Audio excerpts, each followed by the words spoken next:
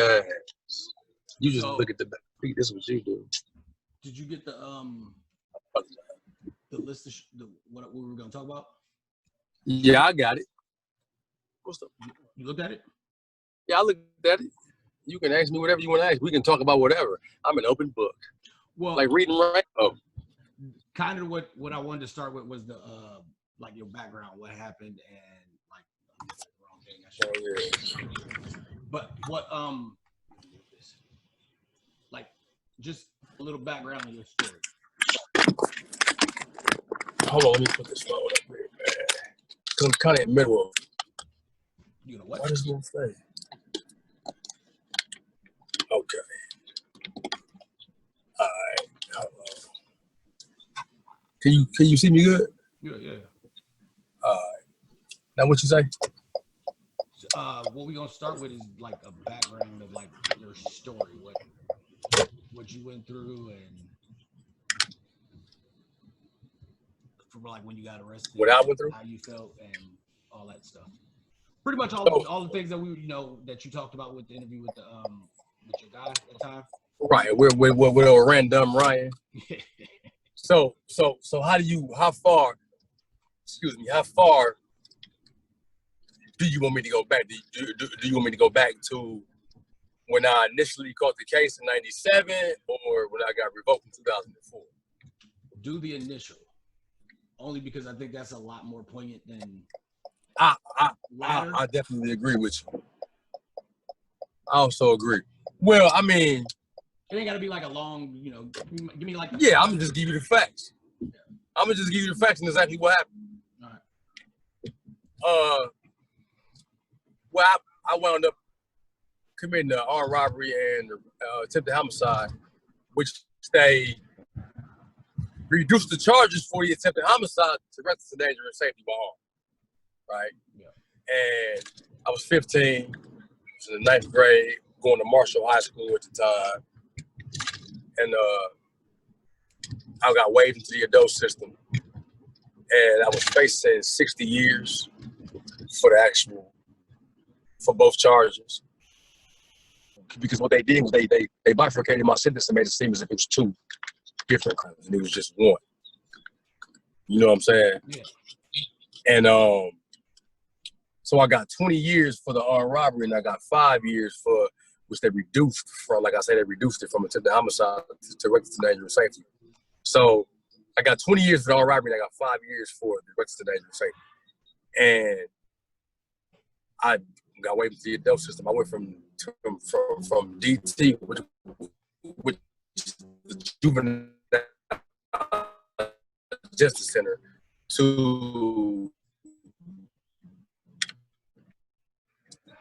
the county jail, which is the county jail field down there. Okay.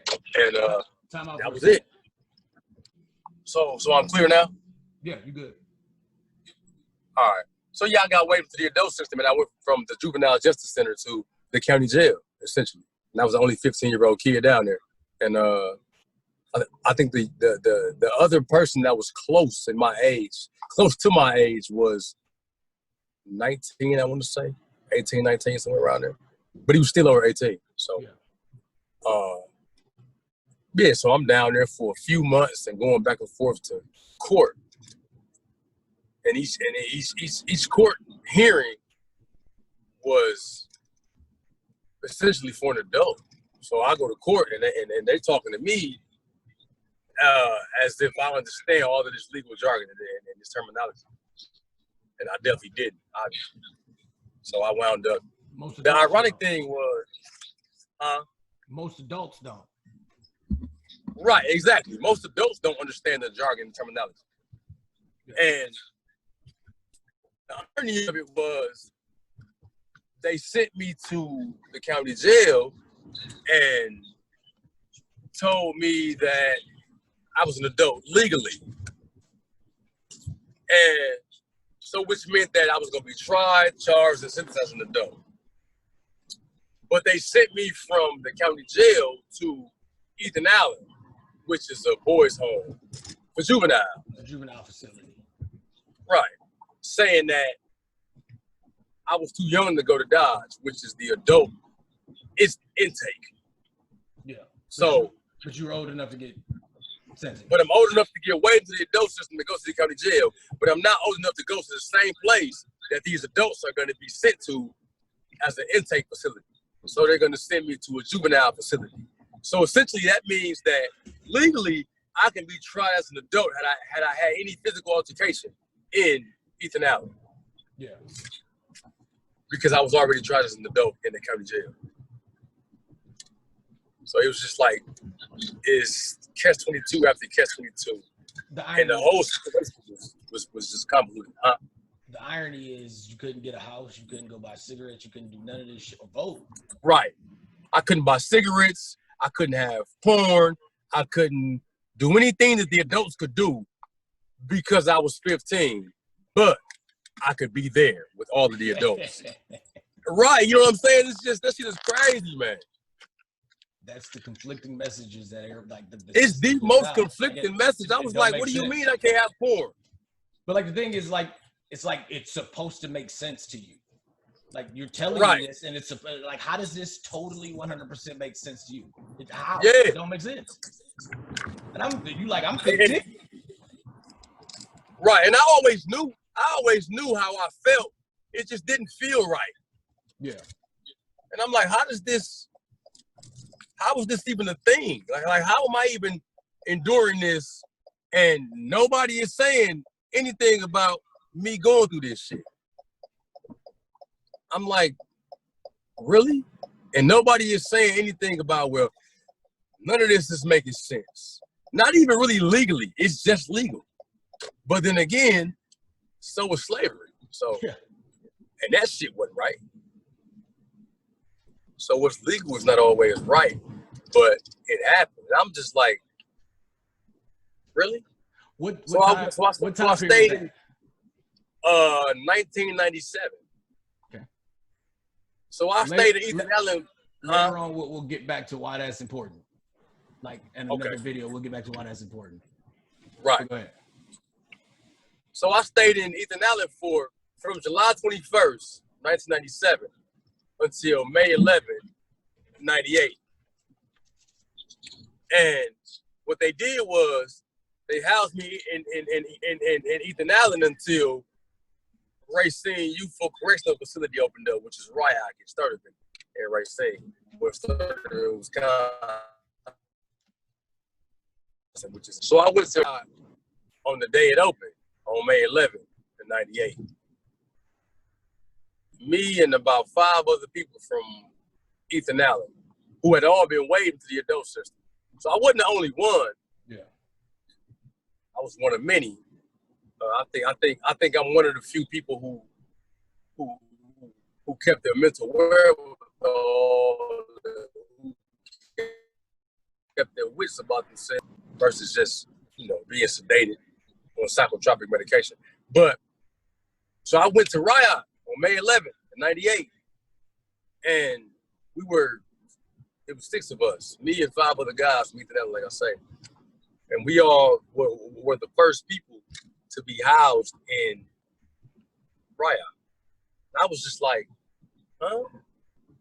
Then it got more and more strange because Riot was a medium institution. That's what it was built as. Yeah. Well, that's what they told the community. But it was physically constructed as a maximum institution. It had a 22-foot wall around it with razor wire securing the 22-foot wall. And, the people in the community thought that it was a medium, but they filled it up with people who had upwards of 400 or 500 years, and that's not a hyperbolic statement. It's literally 400 or 500 years. Huh? What was the demographics? Like if you had to guess. It was 90% Black and Latino. Okay. With the few white guys in there, who had done crimes that they considered to be heinous enough that they would house them with us, or who was heavily affiliated with us, or who wound up being on indictment lists with people who off the east side or the south side or whatever the case is. So it was extenuating circumstances. It wasn't just like, well, you got a drunk drive-in or or some other crime that would be considered typical for a white person or a white male. It was always things that were kind of typical of quote unquote black crimes or Latino crimes. So a lot of them were heavily affiliated with us, whether it be black people or Latinos, meaning like Latin Kings or CDs or Vice Lords or whatever the case is. There was 2-1s, there were La Familias, all of these different people who were known to be associated with black people or Latinos. Yeah. And that's what Riot was like. That was the basic demographic of Riot. I had a phone call, my fault. So when you said you kept your wits and like everything about yourself, how did you do that? I had a great support system. My mother, my stepfather, a few other people who believed in me outside of just the criminalistic aspect of me or the me that the court system saw. They believed in that, in that person. So by that being a thing, I was like, okay, well, I got something to look forward to. It's not just me being here or me being here punitively or me being here because the court sent me here. It was just like, okay, I got something to look forward to because I know these people are waiting for me to come home. Yeah. So that right there helped me look forward to, or helped me have something to look forward to. And also I read voraciously. I read everything I could get my hands on. I did too. Studied the law and figured out another phone call. The disparities in sentences, figured out the bigotry and discrimination that existed within the law. And I was just like, yeah, shit. I mean, I just knew that wasn't my fate. I knew that wasn't the only thing that I was going to be affiliated with.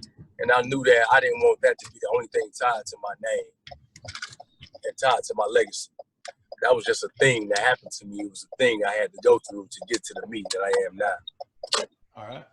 So the me that you are now. So I know that you got a book coming out and an album.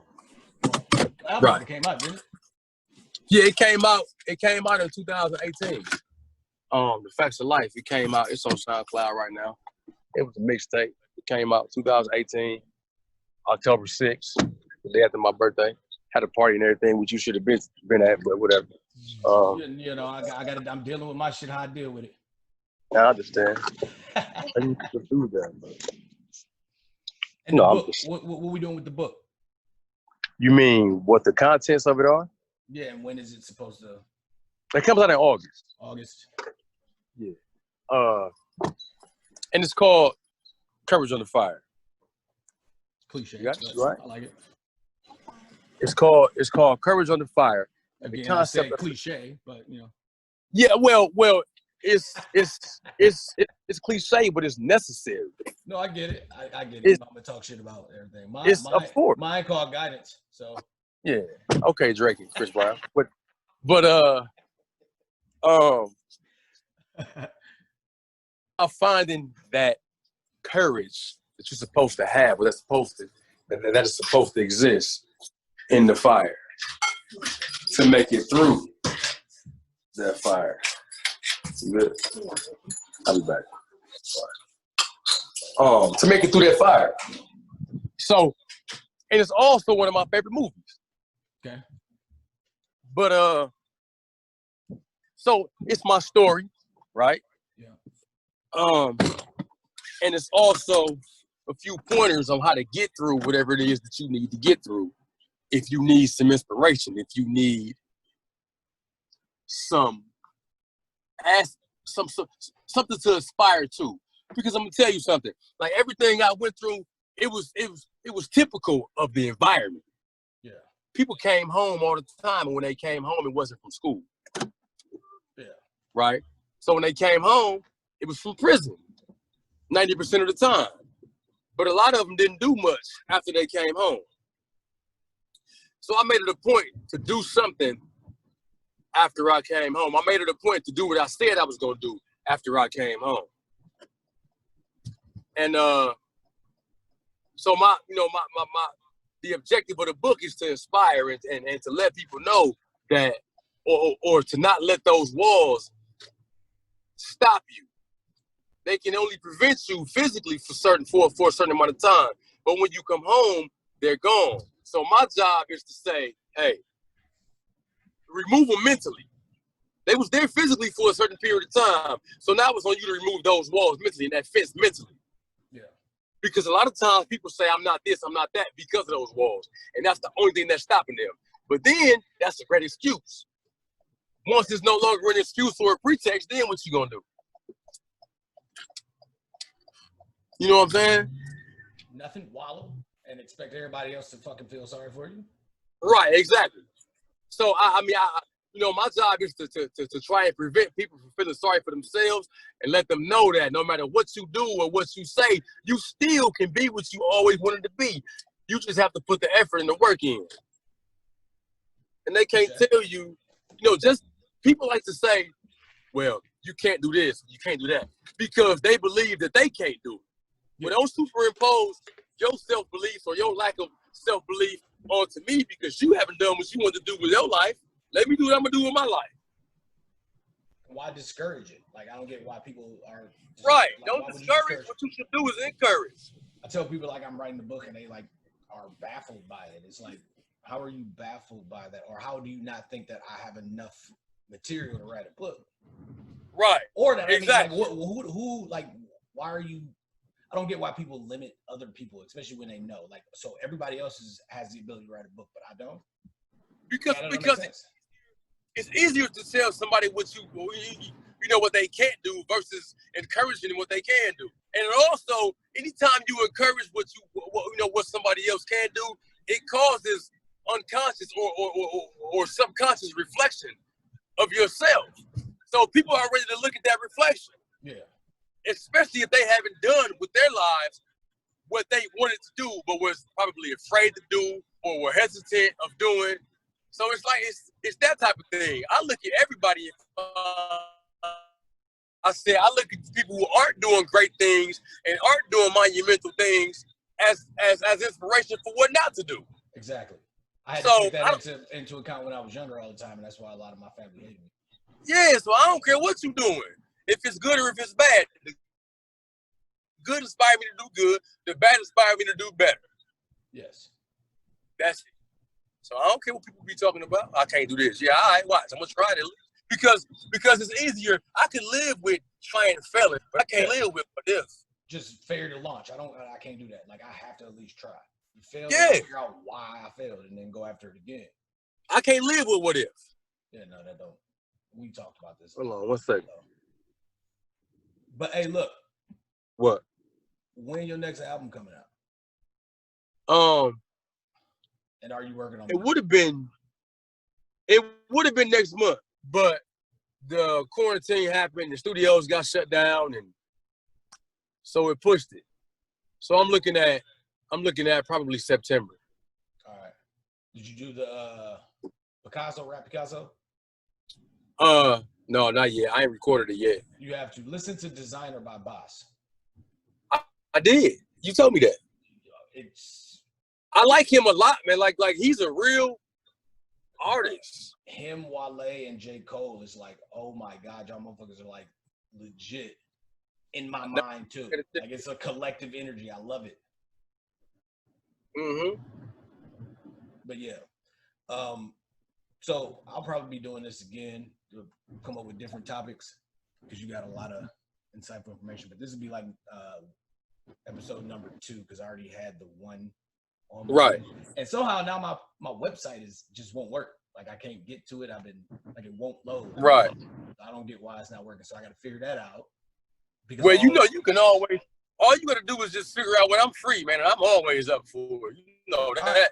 Well, yeah, I already got you. I got you on the Slack thing. So like that'd be the easier to see because it's easier to collaborate like that.